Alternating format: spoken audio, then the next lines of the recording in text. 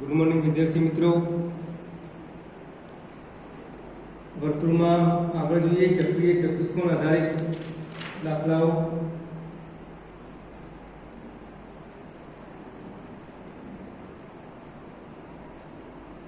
Example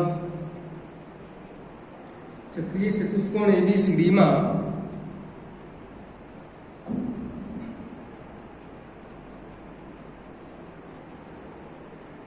चक्रीय चतुष्कोण ABCD में खूणो ए बराबर 60 अंश होय तो खूणा सी नु माप शोधो।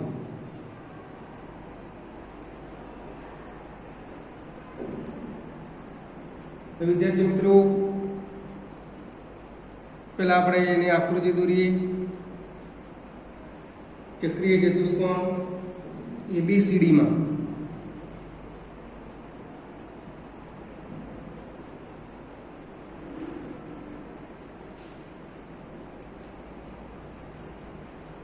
ए बी सी डी 4 बिंदुओं लेशू।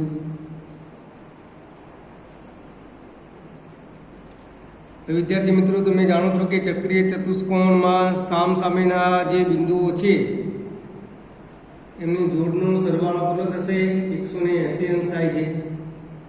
ए लखीए चक्रीय चतुष्कोण में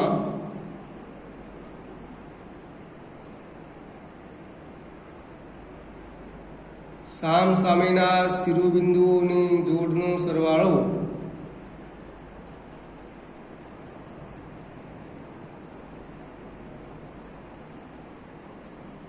180 अंश थाय तमे जाणो छो।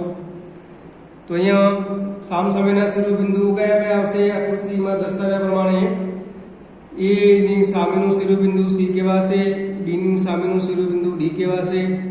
पण तमारे कोનું માપ શોધવાનું છે? સી નું માપ શોધવાનું છે તો એ નું આપેલું છે માટે શું લખીશું?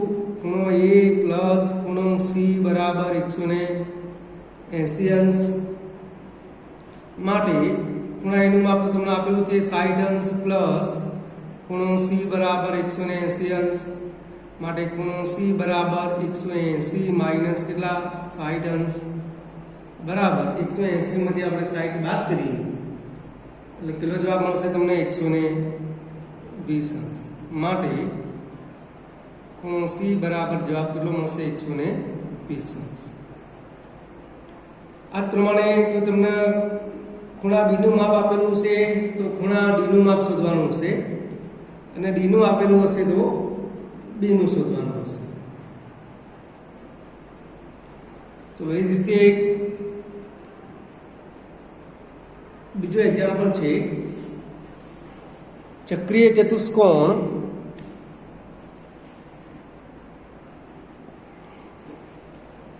PQRS में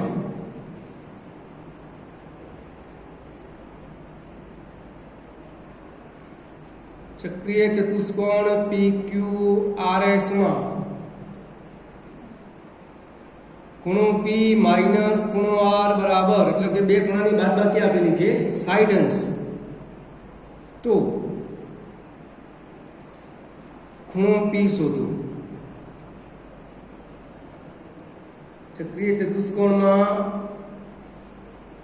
PQRS માં ખૂણો P માઇનસ ખૂણો R બરાબર 60 અંશ તો ખૂણો P શોધો। આપણે એની પણ આકૃતિ પહેલા દોરી દઈએ।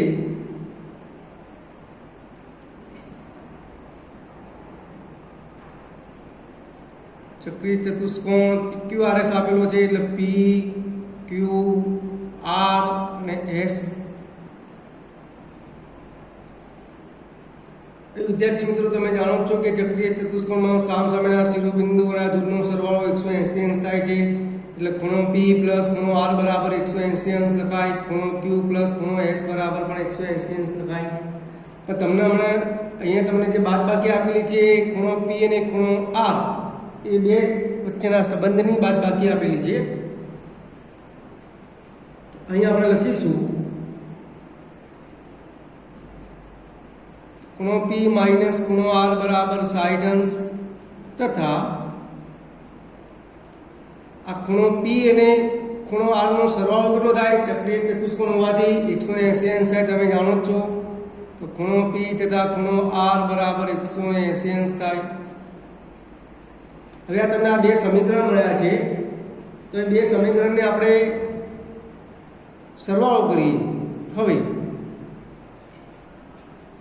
ખૂણો પી માઇનસ ખૂણો આર બરાબર 60 અંશ, ખૂણો પી પ્લસ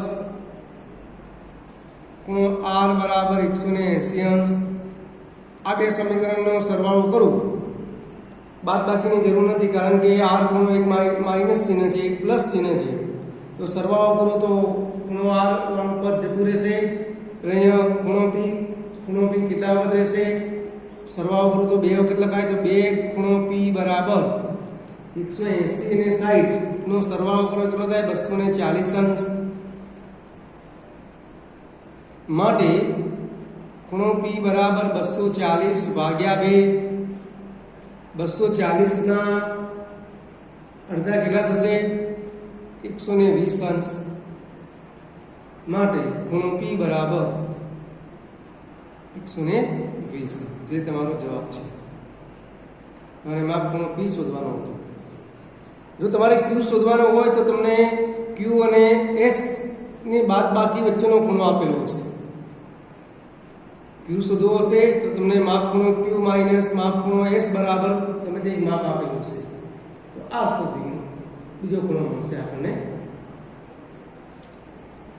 ચલો એના પછીનો એક્ઝામ્પલ જોઈએ.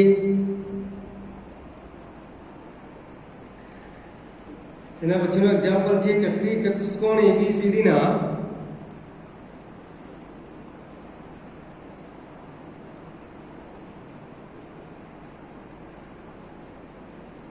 ચક્રીય ચતુષ્કોણ ABCD ના ખૂણાઓનું માપ સીડીના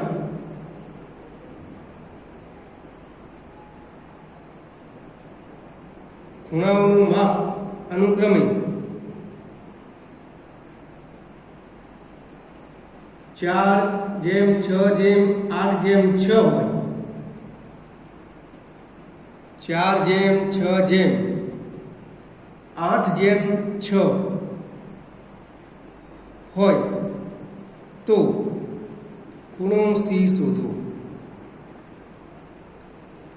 અહીંયા વિદ્યાર્થી મિત્રો તમને ચક્રીય ચતુષ્કોણ ABCD ના ખૂણાઓના માપનો ગુણોત્તર આપેલો છે.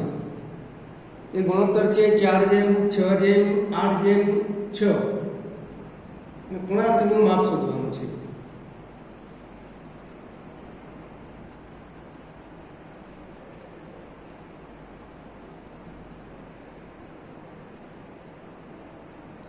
તો અહીંયા આકૃતિ દોરીએ. ચક્રીય ચતુષ્કોણ ABCD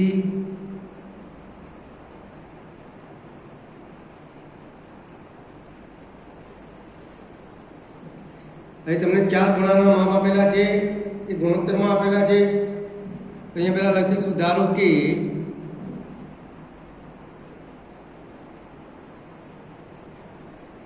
ચક્રીય ચતુષ્કોણ ABCD માં ખૂણા A નું માપ, અહીંયા પહેલો ગુણોત્તર 4 છે તો એ બરાબર 4x લઈએ. ખૂણા B નું માપ 6x લઈએ. ખૂણા C નું માપ 8x લઈએ અને ખૂણા D નું માપ 6x છે. હવે વિદ્યાર્થી મિત્રો ચક્રીય ચતુષ્કોણ માં સામસામેના ખૂણાઓનો સરવાળો કેટલો થશે? 180 અંશ થશે. એટલે આપણે એક જોડ પહેલા આપણે હવે જુઓ, તમારે કયો ખૂણો શોધવાનો છે? C નું માપ શોધવું છે તો A અને C નો સરવાળો લખવાનો. તમારે જો D નું માપ શોધવાનું હોય તો ખૂણો B અને ખૂણા D નો સરવાળો લખવાનો. હવે ચક્રીય ચતુષ્કોણ માટે ખૂણો A પ્લસ ખૂણો C બરાબર 180 અંશ થાય. ખૂણા A નું માપ 4x, ખૂણા C નું માપ 8x બરાબર 180 અંશ. માટે 8 ને 4 કેટલા થશે? ટોટલ સરવાળો 12x બરાબર 180 અંશ.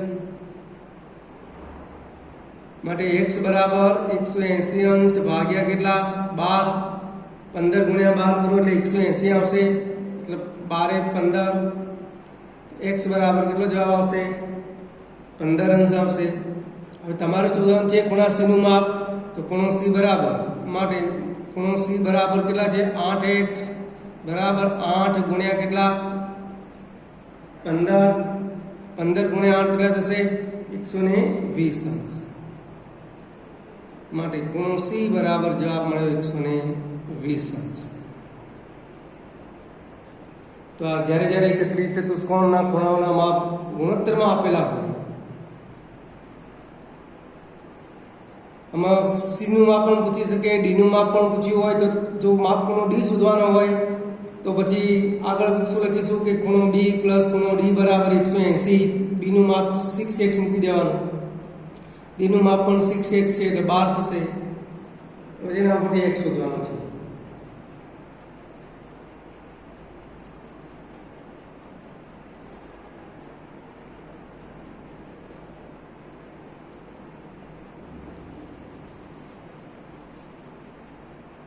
તો વિદ્યાર્થી મિત્રો એના પછીનું એક્ઝામ્પલ છે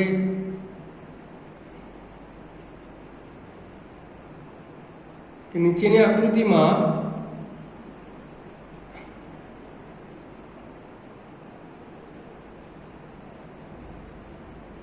ખૂણો DAB બરાબર 60 અંશ,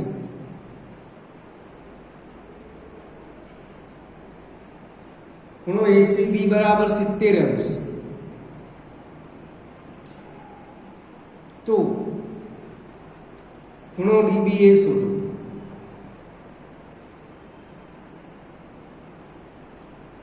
આ એમસીક્યુમાં પણ દાખલાઓ પૂછી શકાય।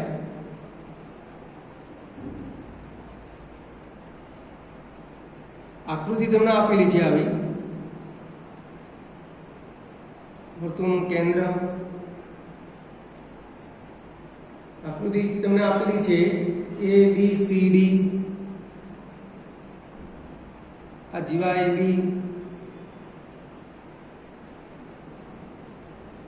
અહીંયા બે બિંદુઓ આપેલા છે, એક C અને એક D, AC અને BD ને જોડી કાઢો। એ કેન્દ્રમાંથી પસાર થશે એવું નથી,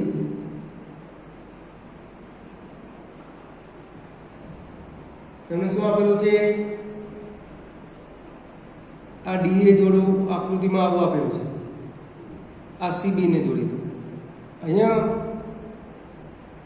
A બરાબર 60 અંશ, C બરાબર 70 અંશ, એટલે આ C ખૂણો થયો, આ તમને 70 અંશનો આપેલો છે આકૃતિમાં, અને એ 60 અંશનો છે, આ આખો ખૂણો તમને છે 60 અંશનો, શોધવાનો છે B।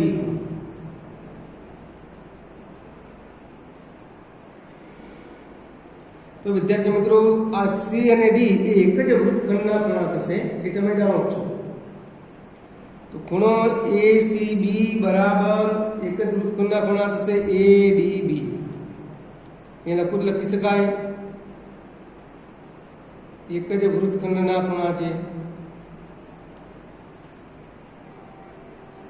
C ખૂણાનું માપ તો 70 અંશ આપેલું જ છે તમને, તો ખૂણો ADB બરાબર 70 અંશ થશે। એક જ વૃત્તખંડના ખૂણા હોવાથી C 70 છે, તો D પણ કેટલો થશે 70 જ થશે। હવે આ ત્રિકોણ DAB માં, હવે ત્રિકોણ DAB માં, કારણ કે તમારે B શોધવાનો છે, તો ત્રિકોણ DAB માં ત્રિકોણના ત્રણેય ખૂણાનો સરવાળો કેટલો થાય 180 અંશ થાય, તમે જાણો જ છો। તો ખૂણો DAB પ્લસ ખૂણો ADB પ્લસ ખૂણો DBA બરાબર 180 અંશ, ત્રિકોણના ત્રણેય ખૂણાનો સરવાળો 180 અંશ થાય। A, D અને B, આ DAB તો તમને આપેલો છે, કેટલો આપેલો છે DAB 60 અંશ, રકમમાં આપેલો છે DAB બરાબર 60 અંશ, ADB બરાબર 70, DBA નથી આપેલો એટલે DBA તો તમારે શોધવાનો છે, DAB બરાબર 180 અંશ, 60 ને 70 નો સરવાળો કરો તો 130 અંશ પ્લસ ખૂણો DBA બરાબર 180 અંશ માટે DBA ને કરતા બનાવીએ તો DBA બરાબર 180 અંશ માઇનસ 130 આ બાજુ આવશે એટલે જેને માઇનસ થઈ જશે 180 માંથી 130 બાદ કરીએ એટલે જવાબ કેટલો આવશે 50 અંશ માટે ખૂણો DBA બરાબર 50 અંશ થશે એટલે બી ખૂણાનું માપ કેટલું આવશે 50 અંશ આવશે.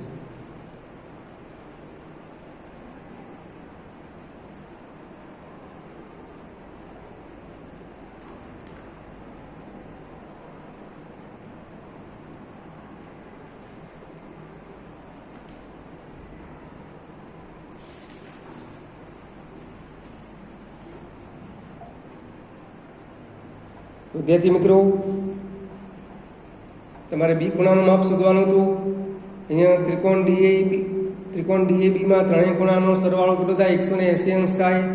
તો ખૂણો DAB પ્લસ ખૂણો ADB પ્લસ ખૂણો DBA બરાબર 180 અંશ. DAB 60 અંશનો આપેલો છે, ADB 70 છે, DBA તમારે શોધવાનો છે.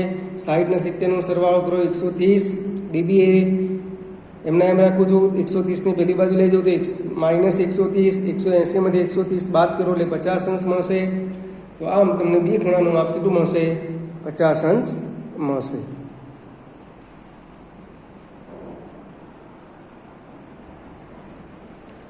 એના પછી નેક્સ્ટ એક્ઝામ્પલ, પી કેન્દ્રિત વર્તુળમાં જેનું કેન્દ્ર પી છે.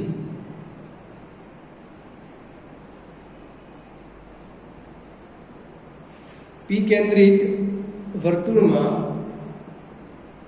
ખૂણો APB બરાબર 45 અંશ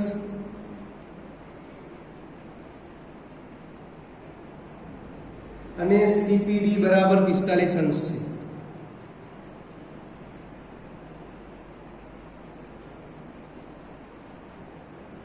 જો જીવા AB બરાબર 3.2 હોય તો જીવાનું માપ આપેલું છે. જો જીવા AB બરાબર 3.2 હોય તો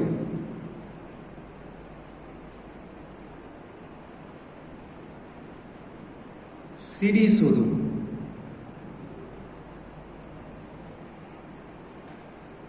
જો જીવા AB બરાબર 3.2 હોય તો CD શોધો. ચલો આની પહેલા વિદ્યાર્થી મિત્રો આકૃતિ દોરી દઈએ.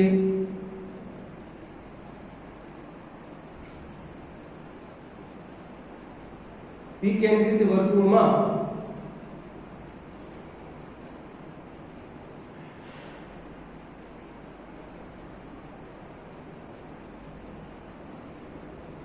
APB 45 અંશનો છે. એટલા AB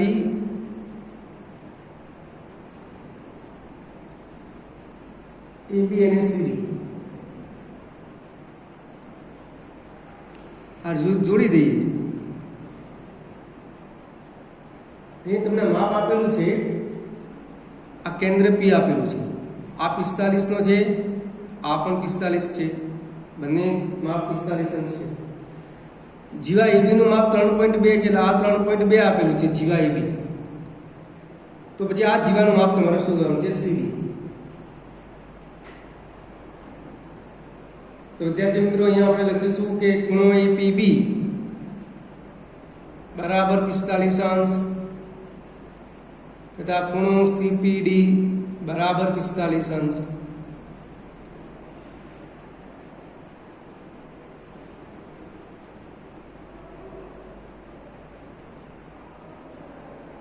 વિદ્યાર્થી મિત્રો, સમાન વર્તુળની જીવાઓ વર્તુળના કેન્દ્ર આગળ સમાન ખૂણા અંતરે છે. જો આ જે જીવાઓ છે એ કેન્દ્ર આગળ સમાન ખૂણા બનાવે છે. સમાન ખૂણા આપેલા છે તમને. શું લખીશું આપણે? સમાન વર્તુળની જીવાઓ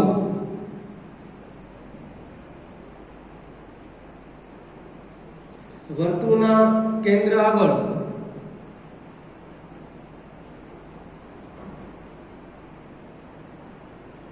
સમાન ખૂણા અંતરે અથવા રચી, સમાન ખૂણા આંતરે અથવા રચી, બે શબ્દ આંતરે, તો તે જીવાઓ સમાન હોય છે, તમે જાણો જ છો. તો તે જીવાઓ કેવી હોય છે? સમાન હોય છે. એનો અર્થ એ થયો કે બંને જીવાઓ સરખી થાય. એટલે કે સંકેતમાં લખવું હોય તો AB બરાબર CD થાય. AB બરાબર તો તમને માપ આપેલું જ છે 3.2. 3.2 બરાબર CD થાય. માટે CD બરાબર જવાબ કેટલો થશે? 3.2. કારણ શું? કારણ કે સમાન વર્તુળની જીવાઓ વર્તુળના કેન્દ્ર આગળ સમાન ખૂણા અંતરે, તો તે જીવાઓ સમાન થાય છે. એટલે કે AB બરાબર CD થાય. તો AB નું માપ 3.2 છે, તો CD નું માપ પણ કેટલું આવશે? 3.2 આવશે.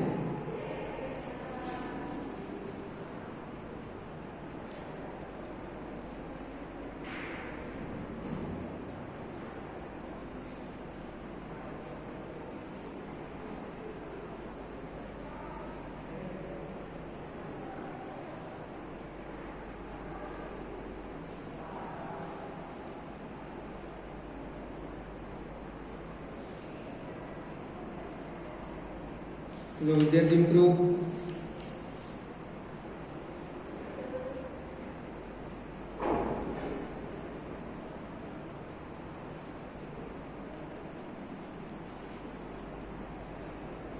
MCQ લખાવું છું, તમે જાતે સોલ્યુશન કરી શકશો. એમાં નંબર 1, ચક્રીય ચતુષ્કોણના ખાલી જગ્યા બિંદુઓ. ચક્રીય ચતુષ્કોણના ખાલી જગ્યા શિરોબિંદુઓ એક જ વર્તુળ પર હોય છે.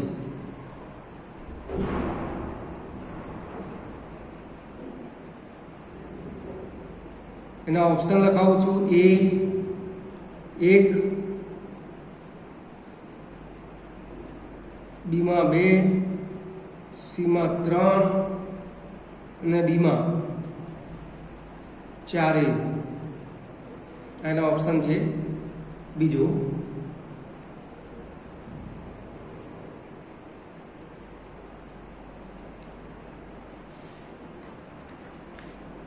આપેલ એક બિંદુમાંથી પસાર થતા વર્તુળની સંખ્યા ખાલી જગ્યા છે.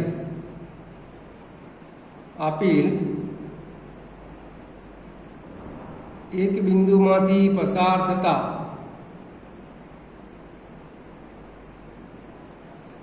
વર્તુળની સંખ્યા ખાલી જગ્યા છે. એટલે કે એક બિંદુમાંથી કેટલા વર્તુળો પસાર થઈ શકે? તેનો ઓપ્શન છે. A માં 2, B માં 4, C માં 3 અને D માં અનંત.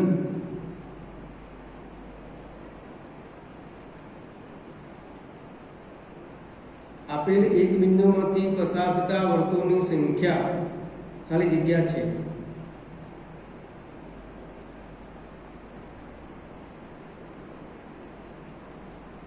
વર્તુળની જીવાના, એના પછીનો MCQ છે. વર્તુળની જીવાના ખાલી જગ્યા બિંદુઓ વર્તુળ પર આવેલા હોય.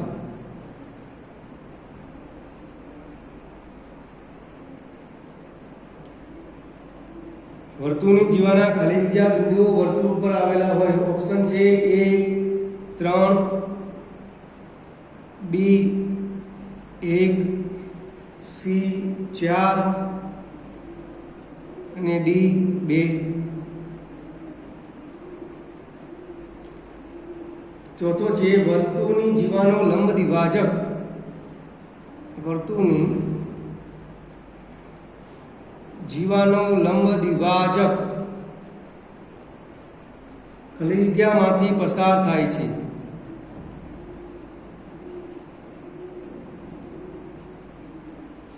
જીવાનો લંબ દ્વિભાજક ખાલી જગ્યામાંથી પસાર થાય છે.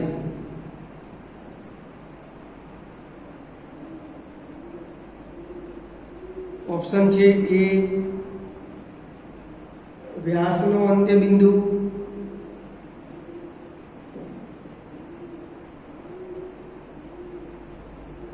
બી વ્યાસના મધ્ય બિંદુ,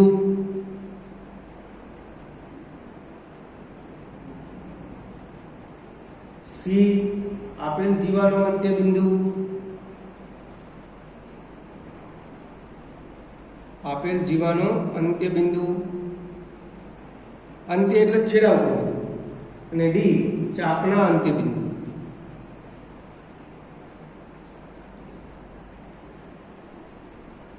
શું કહે છે પ્રશ્ન? વર્તુળની જીવાનો લંબ દ્વિભાજક, જીવાનો લંબ દ્વિભાજક છે, ખાલી જગ્યામાંથી પસાર થાય છે. જીવાનો લંબ દ્વિભાજક છે એ વ્યાસના અંત્ય બિંદુમાંથી પસાર થાય કે વ્યાસના મધ્ય બિંદુમાંથી પસાર થાય કે આપેલ જીવાનો અંત્ય બિંદુ કે ચાપનું અંત્ય બિંદુ. તમારે આકૃતિ દોરવાની, જીવા દોરવાની અને લંબ દ્વિભાજક દોરવાનો, અને દોરીને પછી તમે નક્કી કરી શકો કે શામાંથી પસાર થાય છે. તો 4 ઓપ્શનો પરથી તમને એક ઓપ્શન મળશે જવાબ.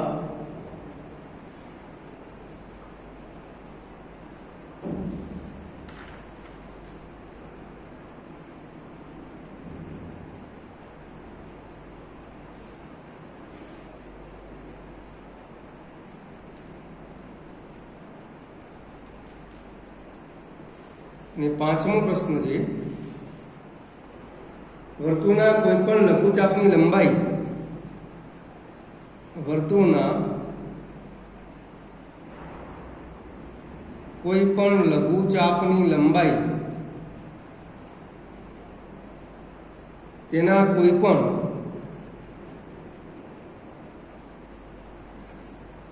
ગુરુચાપની લંબાઈ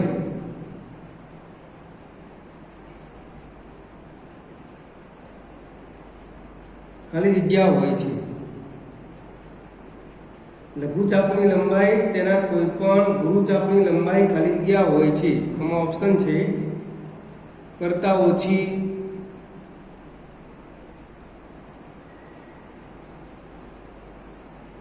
એની લંબાઈ કરતાં વધુ, સી ને સમાન, અને ડી ને એકરૂપ.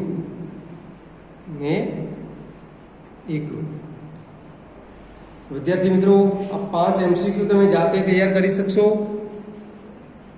કારણ કે આપણે જે એક્ઝામ્પલ ગણ્યા છે એને અનુરૂપ જ MCQ આપેલા છે. તો 5 MCQ તમે જાતે સોલ્વ કરી શકશો. Thank you.